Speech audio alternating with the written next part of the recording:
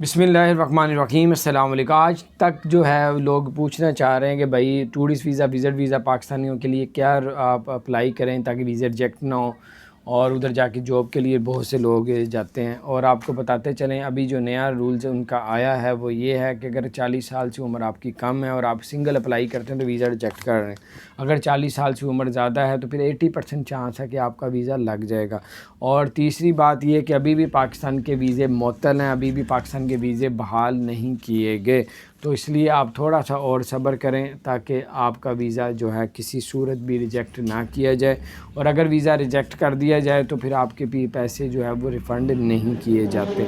तो ये कुछ अपडेट्स थी, मैंने कहा आपके साथ शेयर करता हूँ। अपना ख्याल रखें। अगर आपने हमारे चैनल को सब्सक्राइब नहीं किया ज़रूर सब्सक्राइब कर दें, बेल आइकन को प्रेस कर दें ताकि इसी तरह नई सी अपडेट्स आप तक पहुँचती रहें। अल्लाह ताला आप सबको और हम सबको अपने हिफ्ज़-ओ-मान में रखे। अस्सलामु अलैकुम रहमतुल्लाहि व बरकातहू।